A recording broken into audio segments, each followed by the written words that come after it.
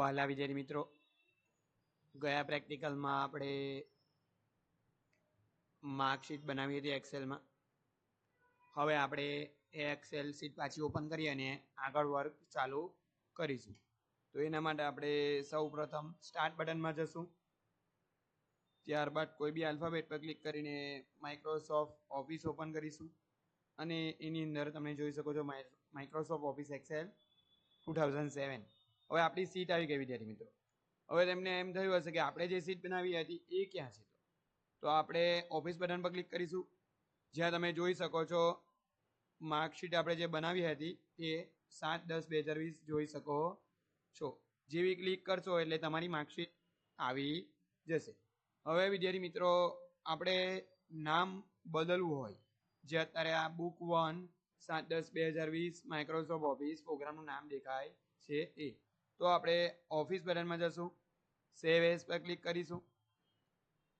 એટલે જે ડોક્યુમેન્ટમાં તમારું આ ફાઇલ છે એક્સેલની એ તમે જોઈ શકો છો. હવે અહીંયાથી ફાઇલ નેમ બદલવાનું છે, તો જ્યારે બ્લુ લાઈન હોય ત્યારે બેકસ્પેસ દબાવી દો કીબોર્ડમાંથી અને આપણે નામ આપી દઈએ. તો આપણે નામ આપીશું માર્કશીટ અને માર્કશીટ પછી લખી દઈશું આજની તારીખ. જોઈ શકો છો લખાઈ ગયું છે અને અહીંયાથી સેવ કરી દેવું. જેવું વિદ્યાર્થી મિત્રો સેવ કરીશું આપણે એટલે તમે જોશો કે પ્રોગ્રામના નામની અંદર માર્કશીટ અને આજની તારીખ આવી ગઈ છે.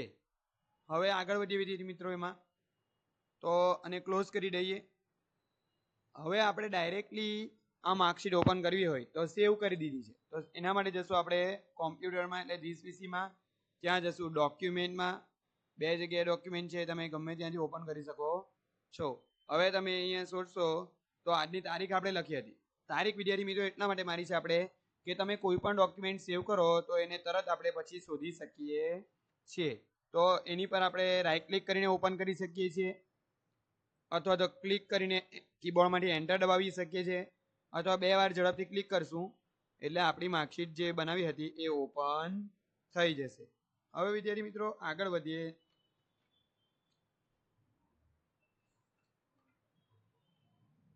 તો હવે એક્સેલમાં આગળ શું કરવાનું છે એ આપણે જોઈ લઈએ. તો સૌથી પહેલાં વિદ્યાર્થી મિત્રો આપણે માર્ક્સ ચેન્જ કરી નાખીએ.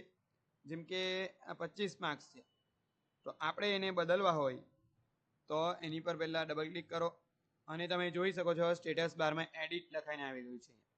એટલે શું વિદ્યાર્થી મિત્રો કે જ્યાં તમે કામ કરશો તો સ્ટેટસ બાર એનો ઓપ્શન તમને બતાવતું રહેશે. જેમ કે હવે આપણે 25 છે, 25ની જગ્યાએ આપણે એક્ટિવ સેલ કરી દીધો છે C7, તો આપણે એને ચેન્જ કરવાનો છે. તો આપણે કાઢી નાખશું અને લખીશું ત્યાં 35 માર્ક્સ. તો આપણે C7ના માર્ક્સ બદલી કાઢ્યા છે અને એને હવે આપણે સેવ કરીશું. હવે ઇનકેસ વિદ્યાર્થી મિત્રો ડાયરેક્ટ તમારાથી બંધ થઈ જાય છે તો તમને માઇક્રોસોફ્ટ ઓફિસમાં આ ઓપ્શન મળશે કે શું તમે માર્કશીટને જે બદલાવ કર્યો છે તો એને બદલીને સેવ કરવા માંગો છો કે ચેન્જ કરવા માંગતા નથી. તો નો કરશો તો કંઈ નહીં થશે, યસ કરશો તો સેવ થશે અને કેન્સલ કરશો તો આ ઓપ્શન બંધ થશે. ખાલી જોઈ શકો છો.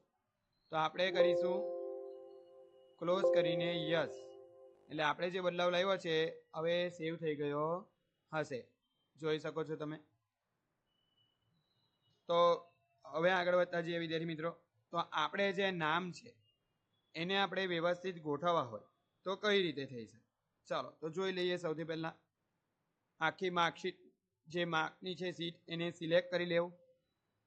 એડિટિંગમાં શોર્ટ એન્ડ ફિલ્ટર છે, એમાં શોર્ટ A to Z કરો. તમે જોઈ શકો છો બધા માર્ક્સ તમારા જેવી રીતના હતા એવી રીતના બદલાવ થઈને આવી ગયા છે, આલ્ફાબેટ પ્રમાણે ગોઠવાઈ ગયા છે. ફરીવાર રિપીટ કરું છું, આખી જે માર્ક્સ હોય તેને સિલેક્ટ કરો સીટને.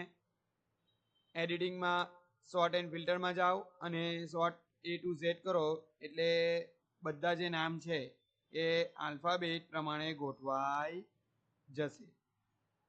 તો વિદ્યાર્થી મિત્રો બાકીનું આના પછીના વિડીયોમાં જોશું. આમાં તમને સમજ પડી ગઈ હશે. ધ્યાનથી જોજો દરેક વિડીયો. જેથી એક્સેલ પણ તમને કમ્પ્લીટ આવડી જાય. જય હિન્દ.